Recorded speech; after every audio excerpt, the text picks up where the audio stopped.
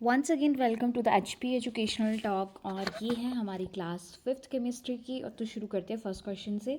Litmus is extracted from, litmus जो है वो किससे एक्सट्रैक्ट किया जाता है? तो यहाँ पर जो इसका आंसर है वो है ऑप्शन नंबर बी, लाइकन से ऑब्टेन होता है।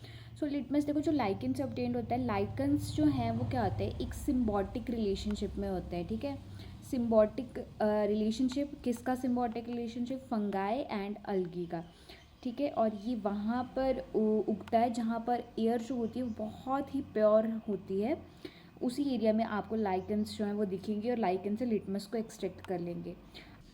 सो सबसे पहले देख लेते हैं एसिड पर लिटमस का क्या इफ़ेक्ट होता है। एसिड में जो आपके पास ब्लू लिटमस है वो कन्वर्ट हो जाता है रेड लिटमस में।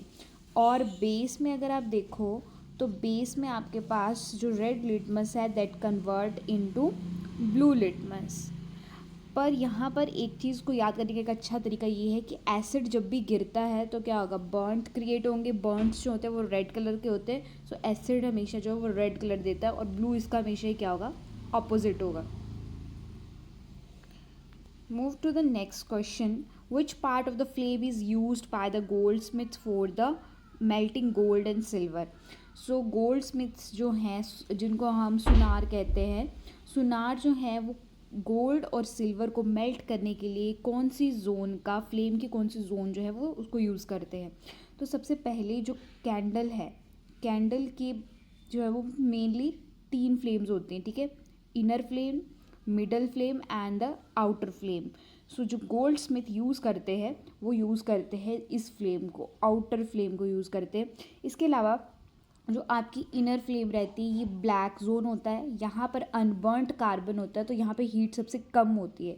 फिर उसके बाद अगर आप सेकंड लेयर की बात करो तो सेकंड लेयर जो है वो ये थोड़ी येलोइश कलर की दिखती है, तो ये फर्स्ट लेयर के कंपैरिजन में थोड़ी सी ज़्यादा गर्म होती है। और जो लास्ट लेयर है यहाँ पर आपके पास ब्लू कलर की ये दिखती है और ये सबसे हाईएस्ट सोर्स ऑफ हीट होता है। इसमें हीट ज़्यादा होती है, इसीलिए जो गोल्ड स्मिथ है इसी लेयर को जो है वो बार बार यूज़ करते हैं for the melting of gold and silver. One of the following has the highest calorific value. Calorific value है क्या, ये समझते हैं पहले। तो क्लोरिफिक वैल्यू है कि जब आप 1 kg ऑफ सब्सटेंस या फ्यूल को बर्न करोगे तो कितनी हीट लिबरेटेड होगी, that is the calorific value. अच्छा, अगर आप NCERT में एक टेबल बना हुआ है NCERT की बुक में, सो वहाँ पर टेबल में सबसे ज़्यादा क्लोरिफिक वैल्यू किसकी होती है, हाइड्रोजन की होती है। Hydrogen is the cleanest fuel. So यहाँ पर अब जो ऑप्शन दे रखे हैं उनमें अगर हम ध्यान से देखें तो सबसे ज़्यादा क्लोरिफिक वैल्यू जो है वो है LPG की। LPG का अगर आपने कलर देखा हो, जो आपके घर के अंदर स्टोव रहते हैं तो उसमें जो है वो ब्लू कलर आपके पास होता है उस फ्लेम का, मतलब cleanest fuel and highest amount of the energy from that fuel. Next question. Naphthalene balls are obtain from the coal tar and are used as. So naphthalene balls आपने बहुत बार घर में भी यूज़ करी होंगी। ये किस लिए यूज़ होता है? ये यूज़ होता है मोथ रेपेलेंट होता है। जैसे भी आपका देखा होगा कि सर्दियों में जो आपके कपड़े वगैरह होते हैं, अब तो मुझे नहीं लगता कोई ऐसा करता भी है, पर पहले जो थे वो कपड़ों को जो वो उसमें रखा जाता था स्टोर करके, तो उसमें नैफ्थलीन की बॉल्स डाल दी जाती थी कि ताकि कोई कीट पतंग जो है वो आपके कपड़ों को ख़राब ना कर दे। तो moth repellent, as a moth repellent use होता है। Next question. Which of the following compound is not an antacid? So यहाँ पर एंटासिड कौन सा नहीं है, तो एक एक करके इसको डिस्कस करते हैं। सबसे पहले जो है एसिमिट्राडाइन, ये जो है वो रिड्यूस करता है एसिड प्रोडक्शन को, कि एसिड अगर क्रिएट होता है तो उसको कम करता है कि उसकी प्रोडक्शन कम हो। फिनिलजाइन, ये आपका यूज़ होता है एज अ एंटी डिप्रेसेंट। ठीक है, अगर आपको कुछ डिप्रेशन का प्रॉब्लम है या कुछ टेंशन हो रही है तभी वहाँ यूज़ होगा। Ranitidine, it is also use as ये प्रोडक्शन रोकता है एसिड की। और हाइड्रोक्साइड है, तो हाइड्रोक्साइड आपको पता ही है कि जो एंटासिड्स हैं उनमें हाइड्रोक्साइड्स कार्बोनेट्स यूज़ किए जाते हैं एज एंटासिड, तो ये तो ऑप्शन है ही। तो जो सही ऑप्शन है वो आपका ऑप्शन नंबर बी है, फिनिलजाइन। This is not an antacid. अगर आपको इस वीडियो का PDF चाहिए तो जो लिंक है वो डिस्क्रिप्शन बॉक्स में दे दिया गया है, टेलीग्राम का भी और इंस्टाग्राम का भी, जाके आप ज्वाइन करिए। Next question. The difference in the reaction of phenol with the bromine in chloroform and the bromine in water medium is. यहाँ पर आपको पूछा गया है कि क्या डिफरेंस है जब आप फिनोल का रिएक्शन ब्रोमीन के साथ करवाते हो क्लोरोफॉर्म में तब, और ब्रोमीन के साथ वाटर का करवाते हो तब क्या है। तो सबसे पहले जो आपके पास फिनोल है, फिनोल और ब्रोमीन का ये जो रिएक्शन है ये प्रोसीड करता है इलेक्ट्रोफाइल की हेल्प से, ठीक है। जब आपके पास है क्लोरोफॉर्म, तो क्लोरोफॉर्म जो है वो इस रिएक्शन को, स्लो रिएक्शन हो तो जाएगी ये रिएक्शन, पर स्लो रिएक्शन होगी क्योंकि पोलराइजेशन यहाँ पर ब्रोमीन की कम हो गई।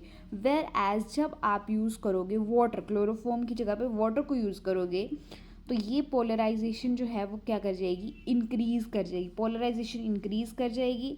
सो इलेक्ट्रोफाइल का अटैक अच्छे से होगा और यहाँ पर जो आपके पास प्रोडक्ट है वो ज़्यादा फास्ट प्रोसेस में बनेगा। सो इसलिए डिफरेंस क्या है दोनों में, डिफरेंस ये है कि दोनों का पोलैरिटी अलग अलग है सॉल्वेंट का। किस किस का, क्लोरोफॉर्म का क्लोरोफॉर्म की पोलैरिटी और द वाटर की पोलैरिटी जो है वो दोनों की अलग है। So the right option is the polarity of the solvent. Move to the next question, which of the following use to prevent the decomposition of H2O2। सबसे पहले तो H2O2 को जो है, अगर आप सनलाइट में इसको थोड़ा सा भी अगर लाइट का एक्सपोजर मिल गया तो ये डिकम्पोज हो जाएगी, तो इसको स्टोर किया जाता है डार्क बॉटल्स के अंदर।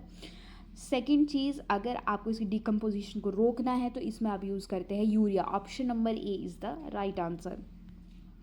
सम drugs bind to a site other than the active site of enzyme. This site is known as, देखो अगर आपने बायो एंजाइम्स वाला चैप्टर पढ़ा हो तो उसमें इस तरीके से आपको बताया जाता है कि आपके पास डिफरेंट साइट्स होती हैं, ठीक है। जैसे फॉर एग्जांपल ये है सबस्ट्रेट एंड एंजाइम, तो अगर एंजाइम मान लो यहाँ पर जा रहा है तो ये एक्टिव साइट है उसकी, यहाँ पर उसको जाना है, इस एक्टिव साइट पे जाना है। इस एक्टिव साइट पर ना जाकर वो किसी और ही जाकर किसी और साइट पे जाकर चिपक जाता है, तो उस साइट को क्या बोलते हैं, that is called the allosteric site. Option number B is the right answer. Glycosidic linkage between the, यहाँ पर थोड़ा सा करेक्शन है, ये C1 है। C1 of a glucose and the C2 of the beta fructose is found in, सबसे पहले तो ग्लूकोज एंड फ्रक्टोज किस में देखने को मिलते हैं आपको, ये मिलते हैं सुक्रोज में।